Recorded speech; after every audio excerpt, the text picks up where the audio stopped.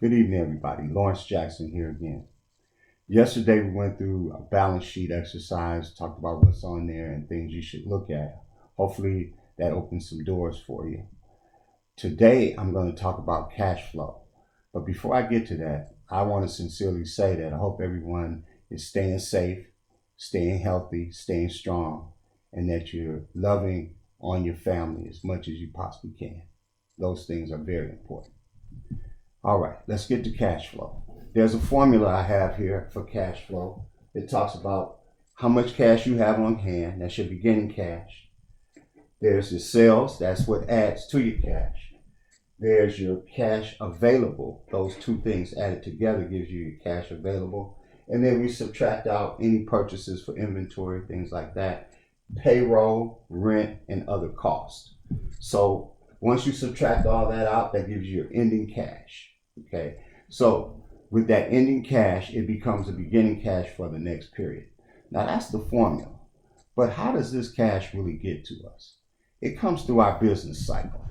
There are certain days to cash, meaning how many days is it going to take me from the start of my sometimes it's not even days, sometimes it's minutes, but from the start of my opening for my business to the time I get the cash. Now, if you have a retail business where you have to order products, there's also days to delivery of your product and days to delivery of any supplies that you need.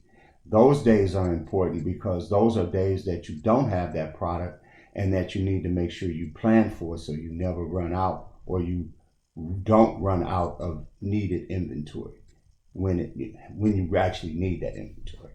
So I don't know why I'm stuttering, but I don't know. Anyway, so what I've talked about there is the cash flow cycle. Now, how does that fit into my circles thing?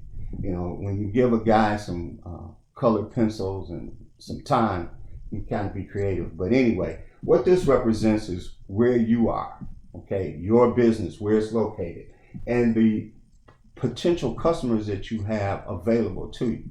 So one question is, how big is your network? And how active is your network? Your network could be huge, but if you're not communicating or turning those contacts into dollars, then there may need to be some adjustments. These are not things that you have to do. These are things that we're brainstorming to consider. But consider your network. How are you reaching them? Are those tactics effective? If they are not, you might want to make some adjustments. All right.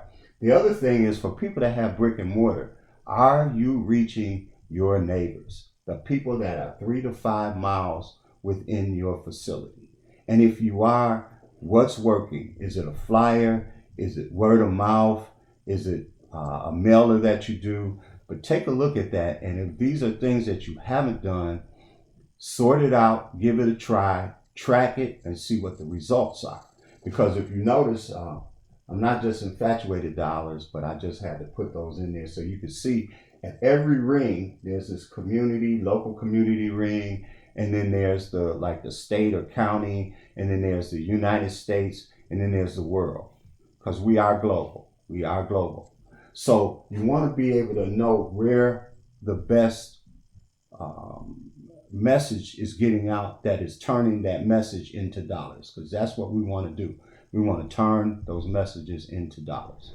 So that's also why I have that internet out here, so you can see that you can reach the world through that internet. But there's also a group of people here that you want to make sure you're reaching. And if you do that effectively, you can increase your cash flow and keep things moving, keep things sustainable. So I told you I'd be brief. So be safe, be strong, but above all, be sophisticated. Peace.